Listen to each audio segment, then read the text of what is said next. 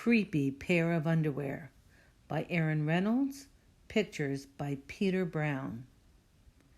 Creepy pair of underwear. Jasper Rabbit needed new underwear. On Thursday, Mom took him to the underwear store and grabbed the last 3 packages of plain white. But as they were headed for the checkout, Jasper spotted them. Creepy underwear, so creepy, so comfy. They were glorious. Mom, can we get these? Jasper pleaded. I think they're a little too creepy, said Mom. They're not creepy, they're cool, said Jasper. I'm not a little bunny anymore. I'm a big rabbit now. Mom agreed to buy 1 pair. That night, Jasper wore his cool new underwear to bed. Do you want me to leave the hallway light on? Asked Dad. Dad, I'm not a little bunny anymore, said Jasper. I'm a big rabbit now. His dad shut the door, and that's when Jasper noticed the underwear glowed, a ghoulish greenish glow.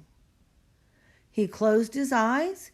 He pulled up the covers. He buried his face in his pillow, but it didn't help. He could still see that ghoulish greenish glow. Jasper leaped out of bed and put on a pair of plain white. He stuffed the creepy underwear into the bottom of his laundry hamper. He finally fell asleep. But when he got up the next day, he was wearing the creepy underwear. Jasper threw them into the garbage can. He was still a big rabbit. He wasn't scared or anything, but he was done with scary underwear.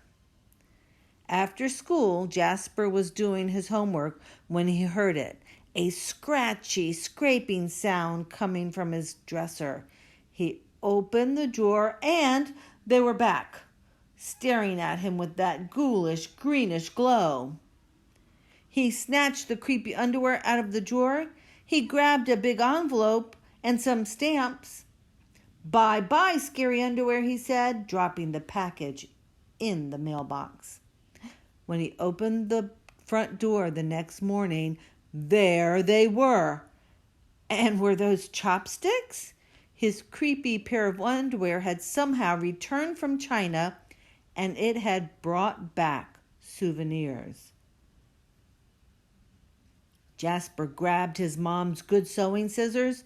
She didn't like him using them, but this was an underwear emergency. This time the creepy underwear were gone for good. Mwah! At bedtime, he slowly opened his underwear drawer. Nothing, just plain white undies. He shook out his lampshades. He searched under his bed. Whew, there is no sign of creepy underwear. He went into the bathroom to comb his ears. They were back. What's the matter with you? His mom asked. You're so jittery lately.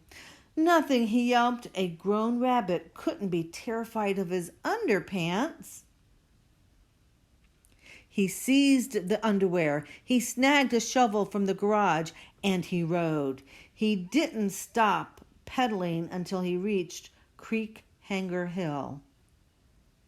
Jasper began to dig. He dug in until his hole was dark and deep and 100% underwear proof. He dropped the underwear in.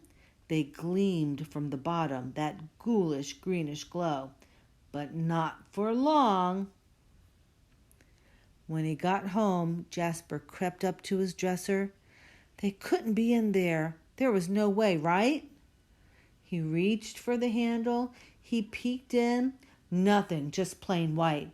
Jasper smiled and turned out the light.